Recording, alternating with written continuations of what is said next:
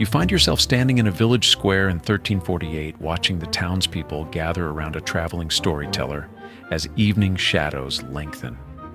Children cluster near his feet, eyes wide with anticipation, while their parents lean in close with warm smiles. But this isn't story time as you know it. The tale he's about to tell, approved by the church, beloved by families, passed down for generations, involves a little girl being baked alive in an oven, a grandmother being eaten by her own granddaughter, and detailed instructions on how to properly dismember magical creatures while they're still conscious. Welcome to Medieval Bedtime Stories, where the phrase happily ever after usually meant, and then everyone died horribly, but at least they learned a valuable lesson about obedience first.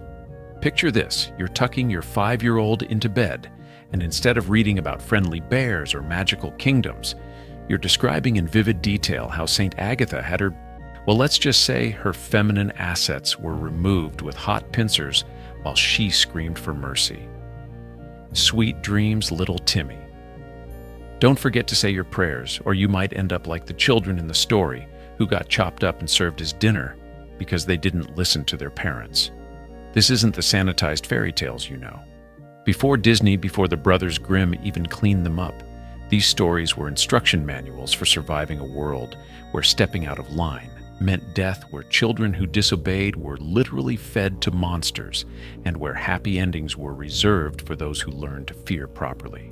What happens when an entire civilization decides that the best way to teach children morality is through stories so disturbing they would be banned from modern horror films? When the tales meant to comfort and guide young minds are actually psychological warfare disguised as entertainment. When bedtime stories become boot camp for the soul. Before we dive into the nightmare that was medieval storytelling, tell me in the comments where you're hearing this from. I love knowing our community spans every corner of the globe, all of us drawn to those moments when we realize the innocent past was far more disturbing than we ever imagined.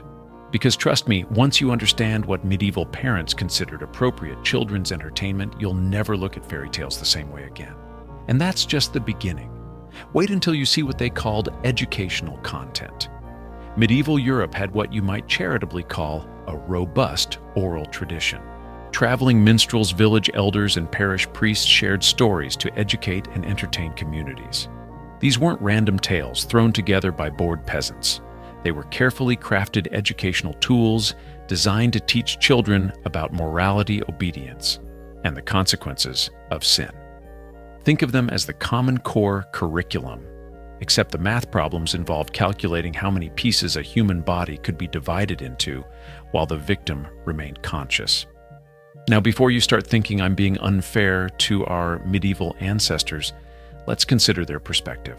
Every culture uses stories to transmit values and wisdom, right? Medieval life was genuinely harsh. Plague, war, famine were constant threats. So naturally, stories needed to prepare children for a reality that included watching your neighbor's house burn down with the family inside, or having dinner interrupted by raiders who might decide to redecorate the village with its inhabitants' intestines. When you put it that way, a few graphic fairy tales seem almost reasonable. Take the beloved tale of St. Nicholas, yes, the jolly fellow who became our Santa Claus. But in the original 12th century version, Nicholas doesn't just bring gifts. He resurrects 3 children who had been murdered by an innkeeper, chopped up like prime cuts of beef, and served as dinner to unsuspecting travelers. The story lovingly describes how Nicholas restored their severed limbs and returned their souls to their bodies, while also providing helpful details about identifying human meat in your meals. You know, just in case you're ever wondering why your roast tastes a bit familiar. The educational value was supposedly immense. These stories taught children not to trust strangers, warned about the dangers of travel, reinforced religious authority, and prepared young minds for a world where violence was as common as morning prayers. When your average medieval child might witness public executions as weekend entertainment, imagine taking the kids to see someone get drawn and quartered instead of going to Chuck E. Cheese. Stories needed to be correspondingly intense to have any impact. But here's where things start getting uncomfortable. What's truly disturbing isn't that these stories existed, but who they were specifically designed for. The most graphic tales were often told to children as young as 4 or 5, not as cautionary tales for adults. Medieval pedagogical theory held that young minds were more impressionable and needed stronger emotional stimuli to retain moral lessons. It's like they looked at a toddler and thought, "You know what, this kid needs a detailed description of martyrdom by cheese grater." The story of The Girl Without Hands describes a father chopping off his daughter's hands to appease the devil, then forcing her to wander the world as a beggar. Heartwarming stuff.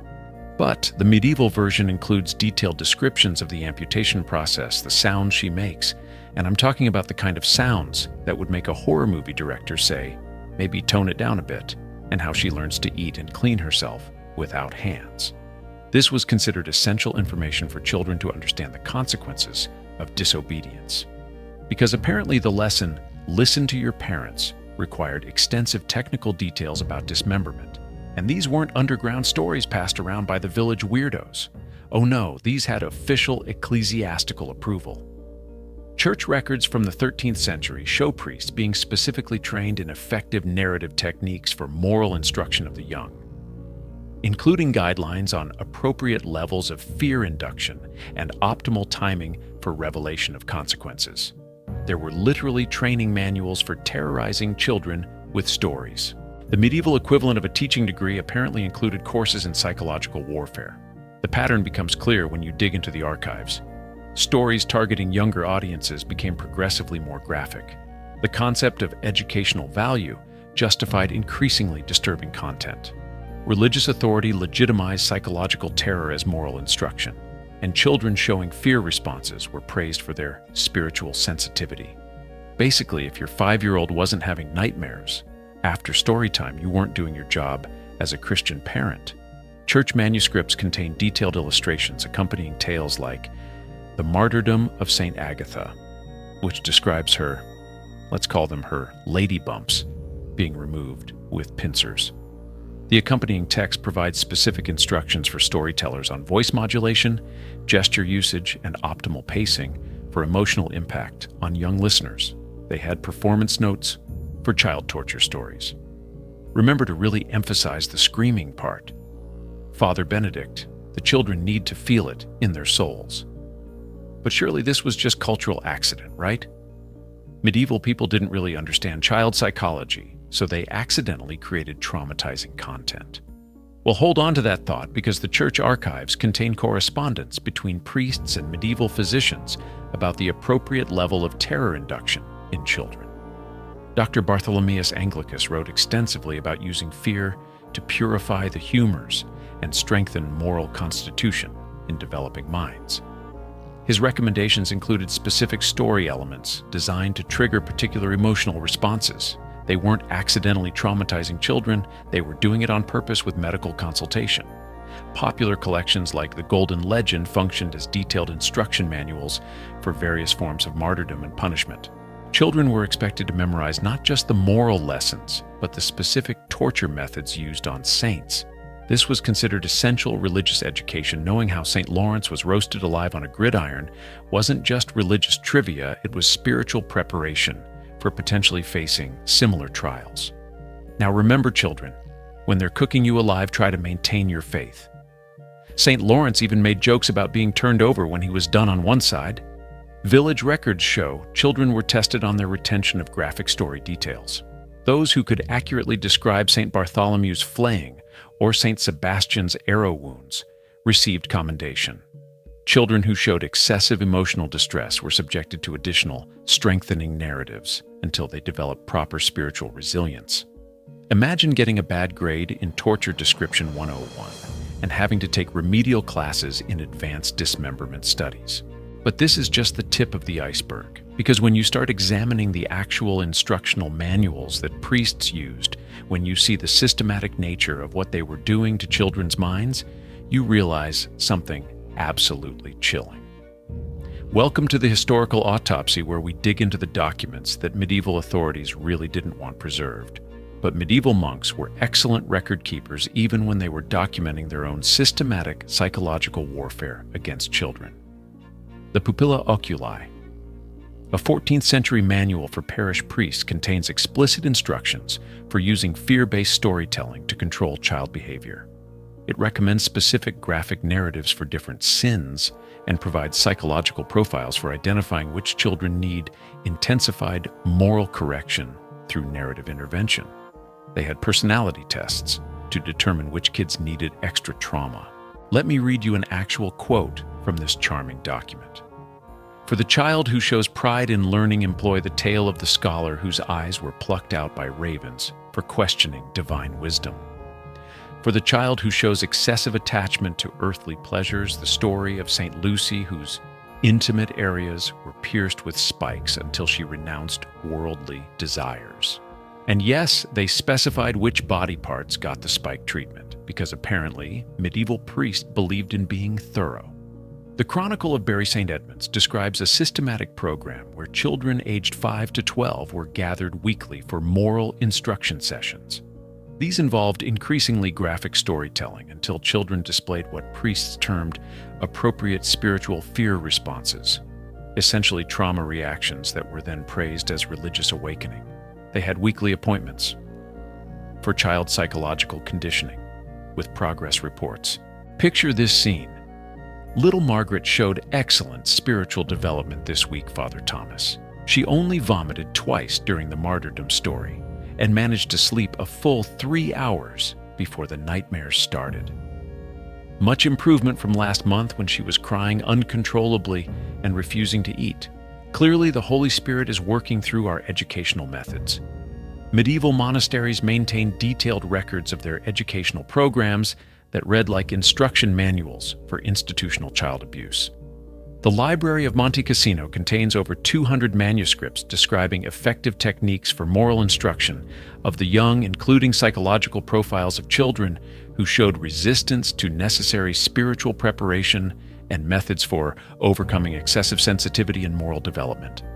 The conditioning methodology was sophisticated in the most disturbing way possible. They employed progressive desensitization, starting with mild violence, gradually increasing graphic content, until children showed no emotional response. Children displaying excessive sensitivity were isolated from peers and subjected to intensified narrative sessions. They forced children to retell graphic stories to younger siblings, making them complicit in the abuse system. And they framed all trauma responses as spiritual awakening, while casting resistance as sinful pride. The Abbey of Cluny maintained detailed logs of their educational programs from 1098 to 1347. These records show systematic tracking of individual children's responses to moral narratives, with detailed notes on which stories produced optimal spiritual submission responses in different personality types. They had spreadsheets, medieval spreadsheets tracking which torture stories worked best on which kids. Some children fought back, and the documentation of this resistance is heartbreaking. Monastery records describe difficult cases who required extended spiritual preparation.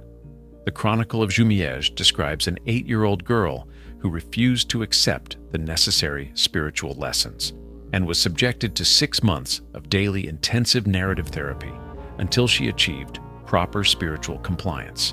6 months of daily psychological torture for an 8-year-old who had the audacity to think that maybe stories about people being torn apart weren't super fun. The medical documentation makes it even worse. Monastery infirmary records show patterns of childhood disorders directly linked to storytelling sessions.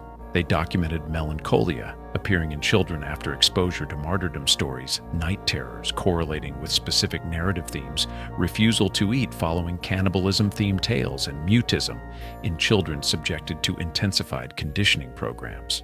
They were literally tracking the psychological damage they were causing and using it as evidence that their methods were working. Church authorities consulted with physicians to develop optimal fear dosages for different age groups. The Liber de Natura Rerum contains detailed charts showing recommended story content intensity levels for children, aged 3 to 15, with specific physiological markers to monitor for successful spiritual conditioning. They had dosage charts for psychological trauma, adjusted by age group. Here's a disturbing quote from one of these medical consultations. "The child of tender years requires more vivid instruction to achieve proper spiritual receptivity." We recommend beginning with simple dismemberment narratives at age 4, progressing to more complex tortures. By age 7, with full martyrdom descriptions reserved for those of sufficient maturity, approximately 9 years of age. So let me pause here and make sure I understand what we've discovered in these medieval church records and educational manuals. We have religious authorities systematically using psychological terror against children as young as 4 years old. We have detailed instruction manuals for inducing specific trauma responses through storytelling. We have educational content that includes step-by-step descriptions of torture, cannibalism, and sexual violence, being specifically designed for child audiences. We have church officials tracking which children show insufficient fear responses and subjecting them to intensified psychological conditioning. We have medical professionals consulting on optimal trauma dosages by age group. And all of this is legitimized as moral education, spiritual development, and necessary preparation for Christian life. This isn't storytelling anymore. This is systematic psychological abuse of children using religious authority to make resistance impossible and disguising trauma induction as spiritual education. But here's the truly chilling part. This wasn't some rogue operation by a few disturbed priests. This was institutional policy implemented across medieval Europe for centuries, with the full backing of church hierarchy. While other medieval cultures had violent folklore, the systematic church-sanctioned nature of European psychological conditioning was unique. Islamic, Jewish, and Byzantine Christian educational texts from the same period focus on positive moral examples rather than detailed descriptions of suffering as instructional tools. Medieval church authorities didn't accidentally create this system, they deliberately designed it to produce psychologically compliant populations. The goal wasn't education, it was the mass production of adults who had learned in childhood that resistance to authority was both futile and sinful. They were creating traumatized populations that would accept any level of suffering as normal, any amount of injustice as God's will, any authority figure's demands as legitimate. And it worked. But the consequences echoed through history in ways they never anticipated. The psychological conditioning created a population uniquely susceptible to authoritarian control. Medieval chronicles describe communities where entire generations displayed what modern psychologists recognize as learned helplessness, populations that accepted extreme suffering without resistance because childhood conditioning had taught them that questioning authority was spiritually dangerous. When the Black Death wiped out a third of Europe's population, many communities responded not with anger at church authorities who had promised divine protection, but with increased religious fervor and self-flagellation. They had been so thoroughly conditioned to accept suffering as spiritually purifying that even mass death became evidence of God's love rather than institutional failure. Well, if a third of us are dead from plague, we must not have been traumatized enough as children. Better whip ourselves harder. The same psychological mechanisms that made children accept graphic storytelling later enabled the witch trial hysteria. Adults who had been conditioned from childhood to fear supernatural threats and accept authority without question became ideal participants in mass persecution events. The psychological profile of a person who could burn their neighbor as a witch.